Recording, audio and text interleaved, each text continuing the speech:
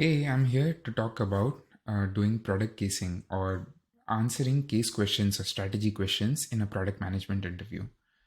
So I have a article written about it, which you can find on my website. I'll link it down here. I'm going to walk you through the high level, or I'm going to walk you through the article essentially. The first thing is that excelling at case questions in an interview setting requires you to be able to show both innovation and structure. Now, these are two orthogonal sides, or like these are two things which oppose each other because innovation and like structure is when you're able to structure your answer properly and explain in a step by step manner, in a process or a procedural manner. Whereas innovation happens randomly, there's luck involved, there may not be structure in innovation. So, how do you present both of these at the same time? So, first, let's talk about innovation. So, to strengthen your innovation muscle, I would recommend three things. One is have a list. So, you have a spreadsheet where you keep adding items to it as you come across a product and you think of, oh, there's a way that this could be improved, add it there. As you think of what's your favorite smartphone app, and then what would you do? How could you do it better? Add it there. So, keep adding things there. Next is focus on one core tech. Like this could be some technology that you are familiar with and because of your past experiences. So you're thinking of how you can implement that technology in a bunch of different settings. Your aim is to look for 10x improvements in any product that you're talking about. Third is staying informed. What are the latest startups coming up or features being built and released by big tech? Which of these give you some idea on what you could do for the products on your mind? So think of those things. The other part in this article I've also talked about are 6 ideas that I would recommend you not do in product design and case questions. Skipping over that, the next part is what about the structure part of case questions. So here's a 9-step framework. And so you start with clarifying the situation, which is asking any clarification questions. So are we looking at just US? Are we looking at the entire world? Are we just looking at a particular country?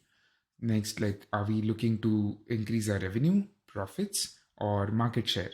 And there could be different ways to go about the problems based on it. Then you'll find a bunch of identify steps.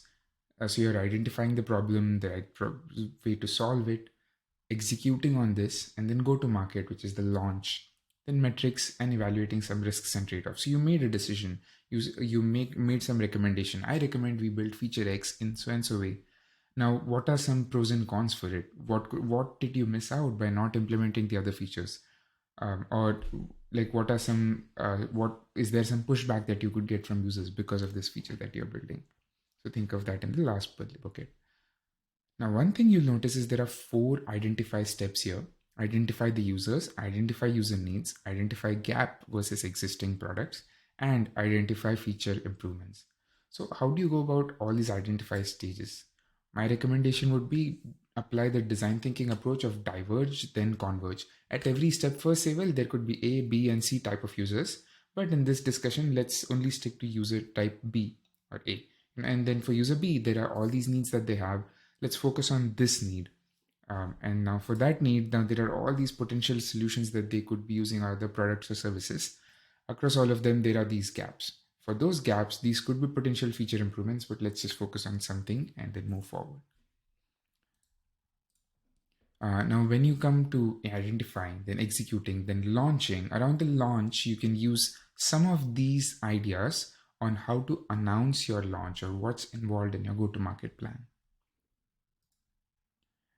So that's about a product case. Now there's separate cases relevant to product cases or adjacent to it, which is market entry.